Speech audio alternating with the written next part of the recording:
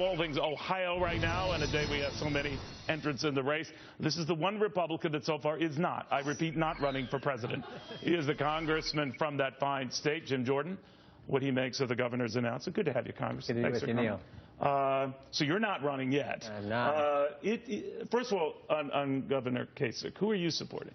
I'm not endorsing anyone, but Governor Kasich is a good candidate, good governor, and I think part of a good field. It's funny, Professor Cavuto, I've heard Governor Kasich tell that story about when he sat down with Nixon and gave him a piece of his mind. So definitely has the, I think, energy and the tenacity you need to run in a tough campaign. But did he ask you, Congressman, to support He's talked to some Ohio members. And you said, I'm holding on. Yeah, I'm just saying I'm for the Republican, and it's a good field. Would that include Donald Trump? Well, what Mr. Trump said the other day was not appropriate. But if he were the nominee, Congressman? Well, whoever wins, we got a long process. We'll see who wins, but I'll be for the Republican nominee because we know whoever that is going to be better than Hillary Clinton or the socialist Bernie Sanders, whoever wins their nomination. The reason why I mentioned, and not to belabor the point, is that even with these remarks that Trump has made, he still leads in the polls. Now, that could change, as you remind me often that it does. But what do you make of that? If this doesn't really affect him or put I think it will. I think voters will weigh that. But I do, John McCain's a good man. He is certainly a war hero. Even though I don't always agree with Mr. McCain and policy decisions, have a good relationship with the senator.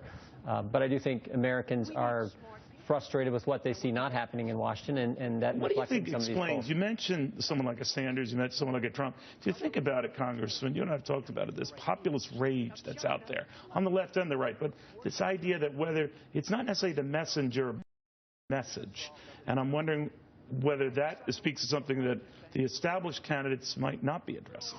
Well, there's a frustration. Pew Research did a poll a few weeks back. 63%. Neil, you know why 63% of Republican voters think Republicans aren't doing what they said they were going to do? Because we're not. And so that's the frustration they feel. We have to do what we told them we were going to do when we ran for the job last November. Stop the corporate welfare, reform our social safety net system to incentivize work. Well, why aren't those you kind guys of things. doing that? Do you blame it on your speaker? Well, we have to do a better job with Republicans, but it's tough with the 60-vote hurdle in the Senate, and up until this past 6 months, it's been tough with Harry Reid in the Senate, and obviously with Barack Obama in the White House. So it is frustrating. But there are a lot of your colleagues who do blame the leadership, yeah, that they get along, go along, and that Tea Parties, for example, are very angry. We certainly have to do a better job. Yeah. But again, I come back to with Governor Kasich's announcement, this is a good field. I remind someone, in 1996, you know who finished 8th in the Iowa Republican primary? A guy named Maury Taylor. We never even heard of the guy. He's a wealthy guy, spent a bunch of his own money.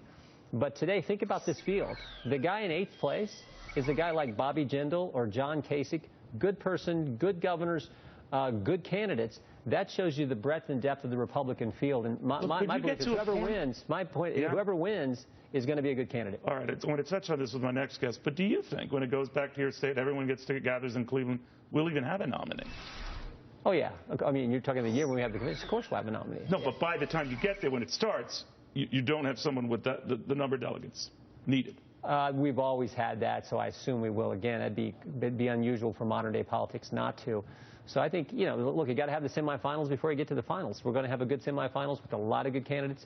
Let's see who wins, and whoever that is, we know they're going to be better than Hillary Clinton. Let's get behind them and make sure they're the next president of the United States. What if it isn't Hillary Clinton? Well, if they're, we make, the conservative against the establishment on the Republican side.